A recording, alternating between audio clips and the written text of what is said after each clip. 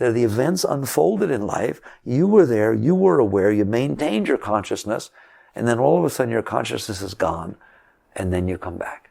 That act of losing your center and then coming back is a very, very spiritual thing.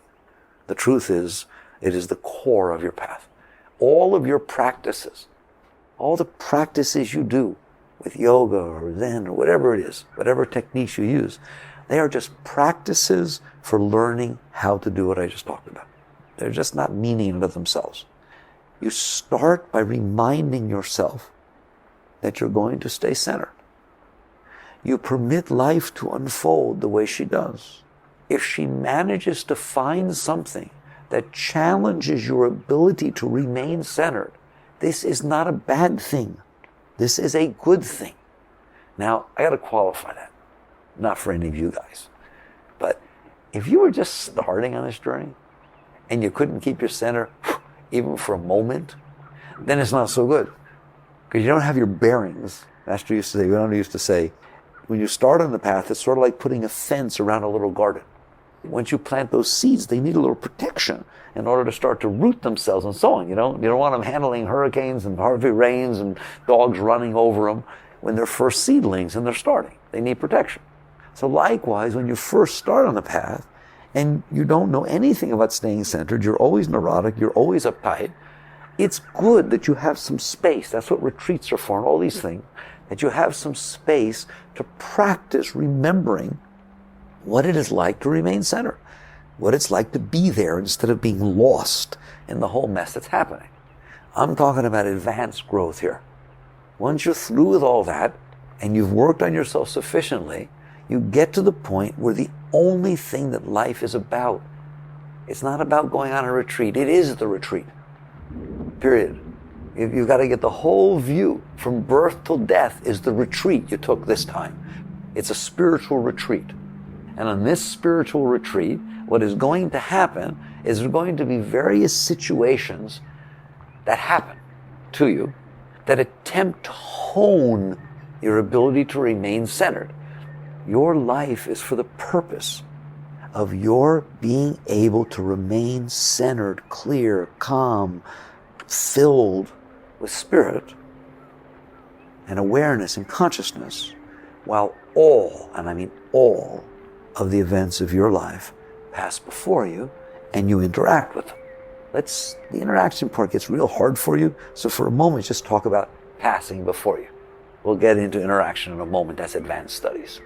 Right? At first, if you can't stay centered while it's happening, you're just going to get lost.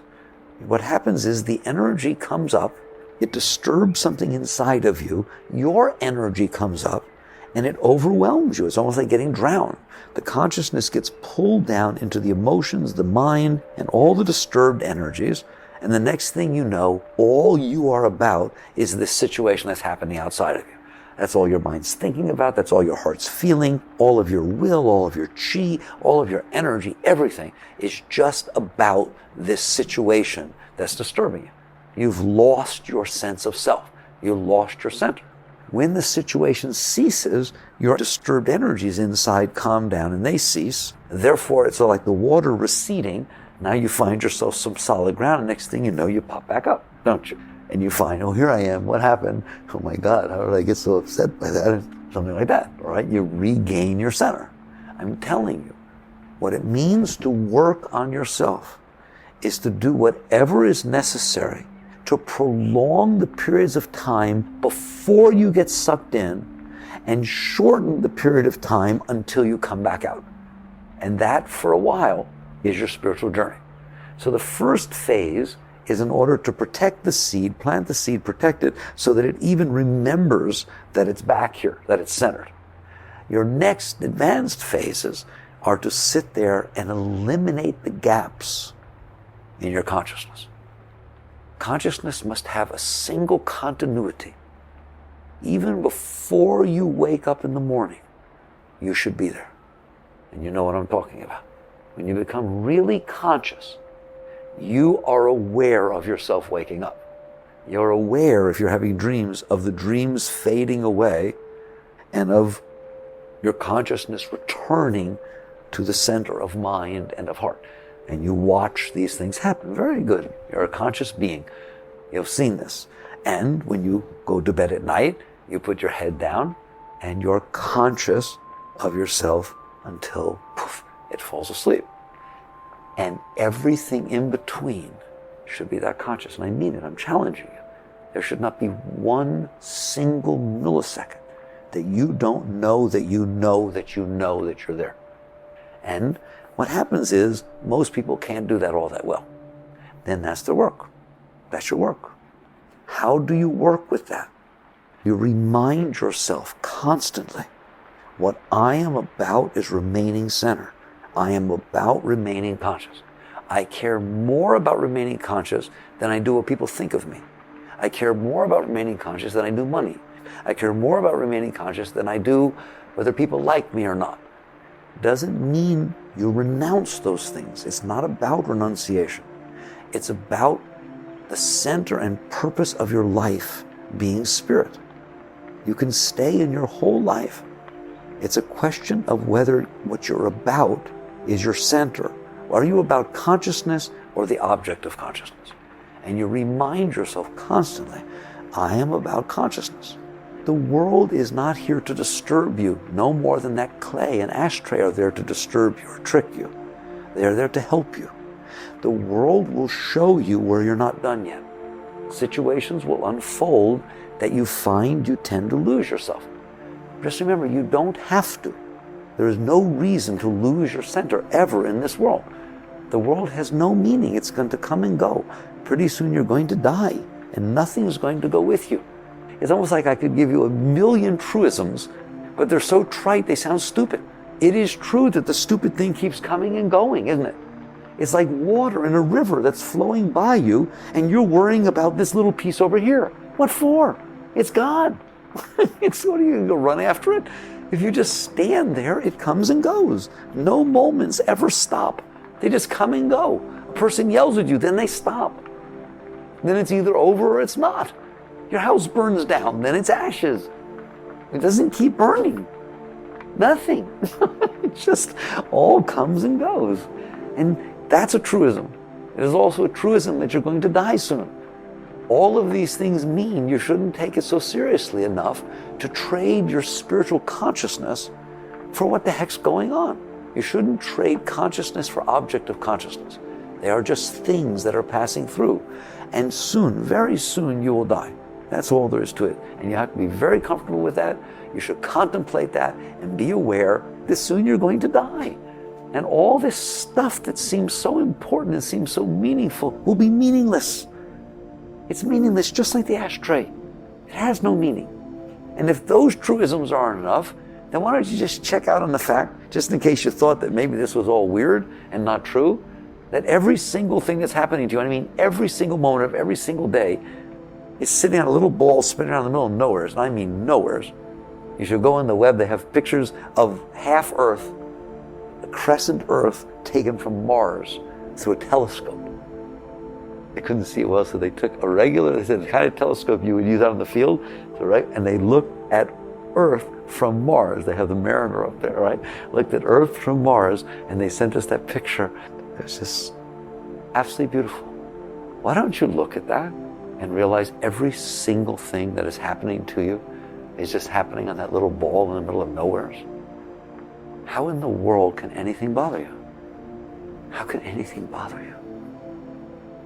There's nothing happening that's big enough to bother you in the face of those truths. Do you understand that? It is temporal, and you're temporal. It's temporal, you're temporal, and even if it wasn't, it's all happening on a little tiny little speck of dust in the middle of nowhere. So you finally get to the point where you commit yourself to your work, which is to remain conscious.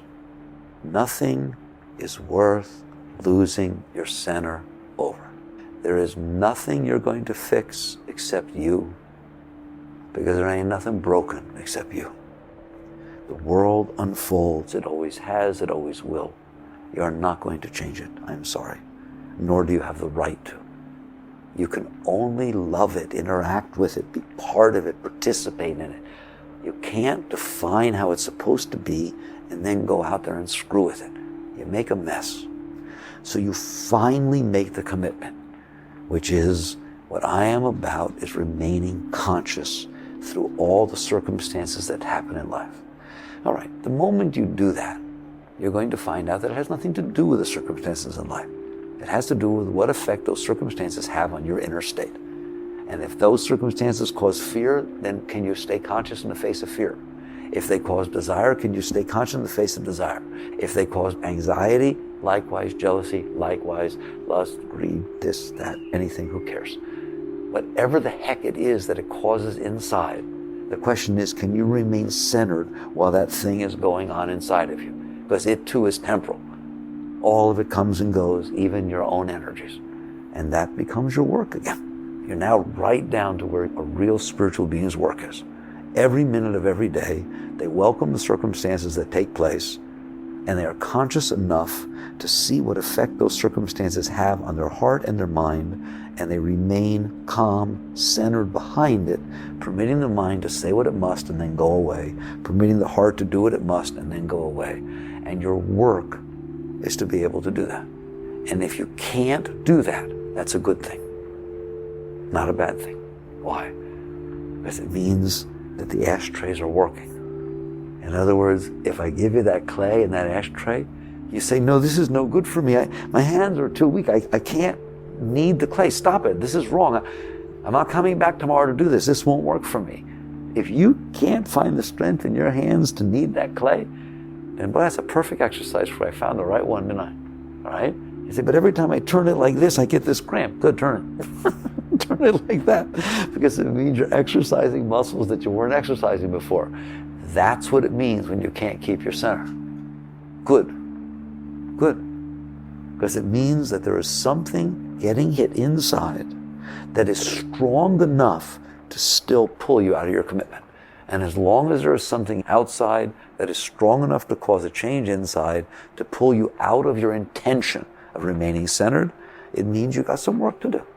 All right, now we see that. Now how do you do that work? The real specific work. It's fun. It's easy.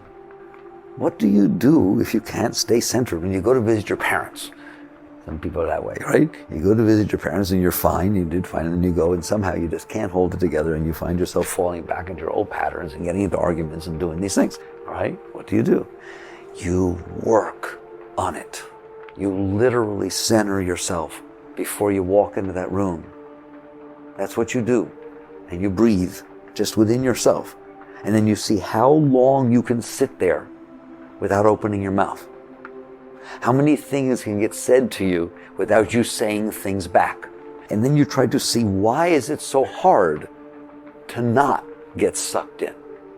Like you just do what you need to do to watch. And then you'll notice inside yourself deep stuff that you never noticed before. Insecurities and fears and resentments and things that you stored inside of you that these people stimulate, and you can't handle those things. And that's why you can't handle the people. And you keep staying centered, and you let that be the purpose of your life. And then when these things come up, you let them go. And all of a sudden going home to visit mom and dad is a spiritual experience. All of a sudden meeting your ex is a spiritual experience. All of a sudden all of these things that you thought were so disturbing that you didn't want to happen, the fact that they can still get to you means you have work in that area. And you just decide to do that work because you don't have a choice anyways.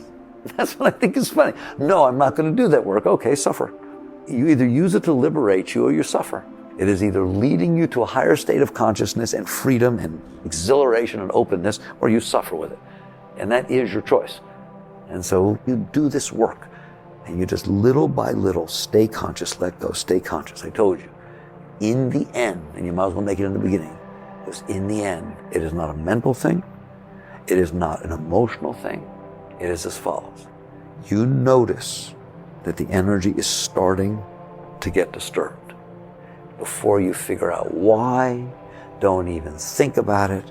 Just relax your shoulders, relax your chest, relax your stomach, and let go. What does that mean, and let go? Be willing that if it wants to go, to let it go. Don't get into it. Don't analyze it. Don't blame anybody.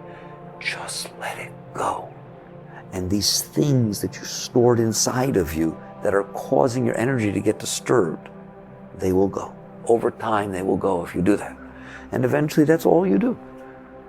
And if you do that constantly, you will never lose your center ever again at any time, ever, period. No matter what is going on, you will have the honor of being there to watch it go on. And that's always so much fun, all right? But you're there until eventually you couldn't make yourself not be there if you tried. If it was getting so bad and so disturbing that you wish you didn't have to be there to watch it, you'd watch yourself wishing that you didn't have to be there to watch it. Eventually, you can't turn it off. The consciousness is like the light of the sun. It shines upon all things, truly day and night. You just think it doesn't. Right? It is at all times sitting there shining.